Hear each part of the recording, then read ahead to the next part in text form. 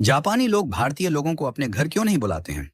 Japan में साल भर से ज्यादा समय से रह रहे एक भारतीय व्यक्ति ने जापान में एक अजीब बात देखी कि उसके जापानी मित्र विनम्र और मददगार थे, किंतु उसे कोई भी अपने घर नहीं बुलाता था, बल्कि एक कप चाय के लिए भी नहीं। हैरान और आहत होकर आखिरकार उसने एक जापानी मित्र से पूछा कि ऐसा क्यों है।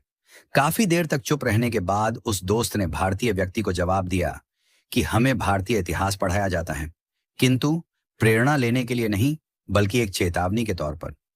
यह सुनकर उस भारतीय व्यक्ति ने हैरान होकर पूछा, क्या चेतावनी? भारतीय इतिहास चेतावनी के तौर पर पढ़ाया जाता है? प्लीज बताओ, ऐसा क्यों है? तब जापानी दोस्त ने उससे पूछा कि बताओ, कितने अंग्रेजों ने भारत पर राज किया था?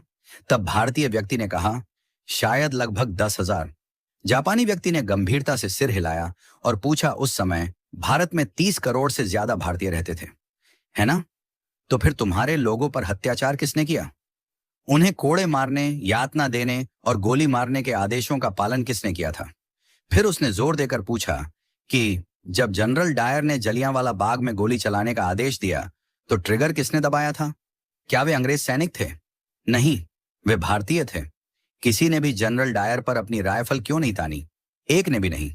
फिर उसने कहा, तुम जिस गुलामी की बात करते हो ना, यही तुम्हारी असली गुलामी थी, शरीर की नहीं, आत्मा की। वह भारतीय व्यक्ति जड्डवत, मौन और शर्मिंदा खड़ा सुनता रहा।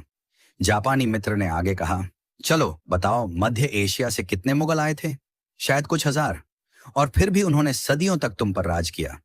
मुगलों ने अपने संख्या बल से भारत में शासन नहीं किया, बल्कि तुम्हारे अपने लोगों ने सिर झुकाकर मुगलों को सलाम किया, अपने लोगों से द्रोह किया और मुगलों की वफादारी की, या तो जिंदा रहने के लिए या फिर चांदी के सिक्कों के लिए।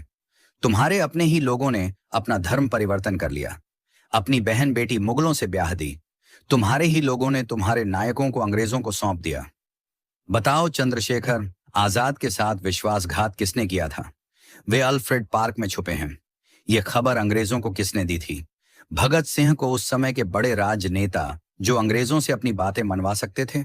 उनकी अनुमति के बिना फांसी पर चढ़ाना आसान था क्या? जो कि खुद को देशभक्त कहते थे। तुम भारतीयों को विदेशी दुश्मनों की जरूरत नहीं है। तुम्हारे ही लोग सत्ता, पद और निजी लाभ के लिए बार बार तुम्हें धोखा देते हैं। इसलिए हम भारतीयों से दूरी बनाकर रखते हैं। जब अंग्रेज हांगकांग और सिंगापुर आए थे, तो एक भी स्थानीय व्यक्ति उनकी सेना में शामिल नहीं हुआ। लेकिन भारत में तुम सिर्फ दुश्मनों की सेना में ही शामिल नहीं हुए, बल्कि तुमने उनकी सेवा की, उनकी पूजा की। उन्हें खुश करने के लिए अपने ही लोग